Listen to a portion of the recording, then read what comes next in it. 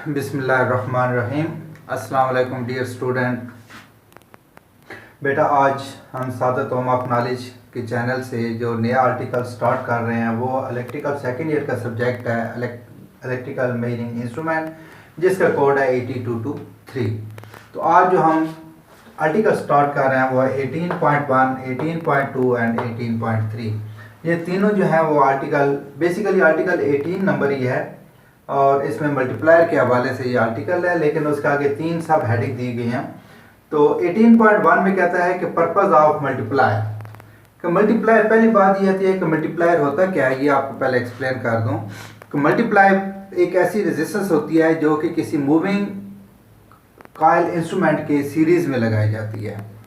तो moving coil instrument की series में लगाई जाने वाली रेजिस्टेंस को मल्टीप्लायर कहते हैं। अब बात जाता है कि इसका मकसद क्या है लगाने का। तो देखिए कि permanent magnet moving coil instrument is used for measuring DC current and DC voltage. कहता है कि ये जो हमारे पास मेजरिंग कॉइल इंस्ट्रूमेंट्स होते हैं, permanent magnet moving coil instruments,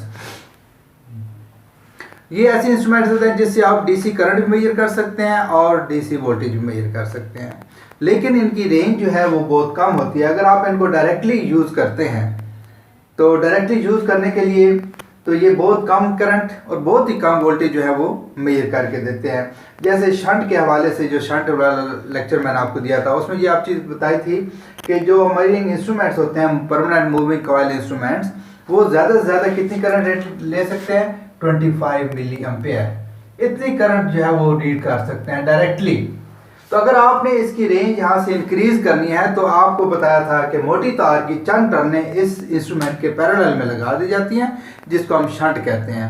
तो उस तरीके से क्या होता है कि इसकी रेंज बेटा इंक्रीज हो जाती है। सेम इसी तरीके से अब जो कि permanent magnet moving coil instrument as a volt meter के तौर पर भी इस्तेमाल किया जाता है।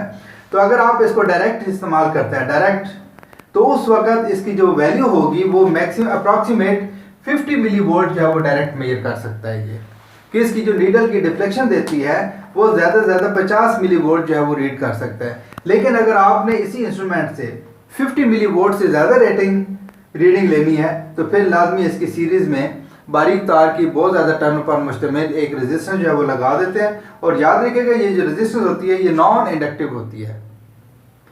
तो इस तरीके से क्या होता है कि इसके अंदर इसकी ये वैल्यू बढ़ जाती है, इसकी रेंज इंक्रीज हो जाती है। तो ये आप इसको 50 मिली वोल्ट से ज़्यादा वोल्टेज जो है वो मेजर कर सकते हैं।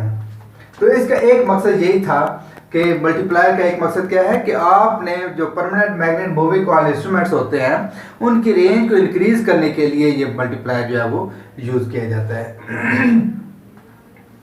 तो अब ये सुन ले बेटा, permanent magnet moving coil instrument is used for measuring DC current and DC voltage.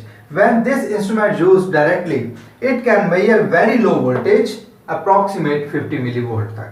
This range can be increased by using a non-inductive high resistance coil connecting in series is called multiplier. तो जो इसकी series में एक non inductive coil जो बहुत बारीक तार की बहुत ज़्यादा टर्न पर मुश्तमिल होती है वो लगा देंगे तो उसको हम मल्टीप्लायर कहते हैं। अब बेटा इसकी कंस्ट्रक्शन में क्या आता है कि it consist many turns of thin wire in rectangular shape। तो कहता है कि ये बारीक तार की बहुत ज्यादा टर्नों पर मुश्तमिल एक कॉइल होती है जो कि मुस्ततील शक्ल की होती है। It is bound on the bakelite, porcelain और माइका इन बॉबिन शेप। बॉबिन नलकी कहते हैं, ये जो धागे की नलकी होती है दैट इज, यानी कि ये this is called bobbin shape. अगर आप ये इसको ऊपर बढ़ देंगे तो this is your bobbin shape. अब ये नीचे बेटा दायरा होता है, यानी कि ये अगर आप इसको देख लें तो यहाँ पे इसको इस किस्म की बनी होगी। सॉरी यार,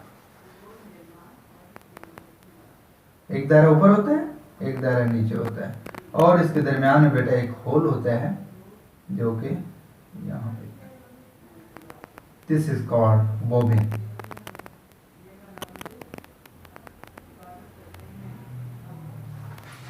तो अब इसके ऊपर जब आप इसको कॉइल लपेट देते हैं तो this is called rectangular shape, ये एक रेक्टेंगल बन जाती है। तो ये बॉबिन किसकी बनी होती है, यानी कि ये चरखी जो होती है ये किस चीज़ की बनी होती है, या तो बेकालाइट की होगी, या पोर्सलीन की बनाते हैं, या फिर माइका की बनाते हैं। As shown in figure C on page 124। तो ये आपकी जो बुक है बेटा, जो आप कोर्स में पढ़ रहे हैं, उसमें पेज नंबर 124 के ऊपर ये आर्टिकल, इसकी जो है फिगर सी जो है ये आपने बनानी होगी अपने नोट्स में। और ये जो बुक है वो आपकी जो मोहम्मद हफीज़ जाहिद या खालिद महमूद गोंदल की ये बुक है, ये आप देख रहे हैं बेटा।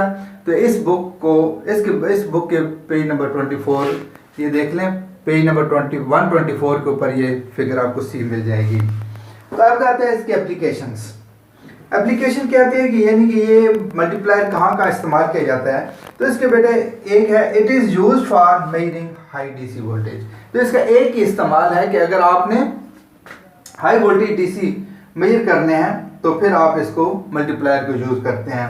तो लेकिन अगर चूंकि ये डीसी वोल्टेज मेजर कर रहे हैं, कि अगर आपको एसी वोल्टेज मेजर करने हैं तो उसके लिए फिर क्या कहता है, for measuring AC voltage use potential transformer in place of resistance. तो इस रेजिस्टेंस की जगह पे आप पोटेंशियल ट्रांसफार्मर जो है वो कनेक्ट कर लेंगे। तो ये बेटा आपका पूरा आर्टिकल जो है, आर्टिकल नंबर 18 ये यहाँ पे कंप्लीट हो जाता है। तो आपने इसके फेयर कॉपी के ऊपर नोट करना है, और जो चीज़ समझना है मुझे व्हाट्सअप कीजिएगा। थैंक यू, अल्लाह हाफिज़।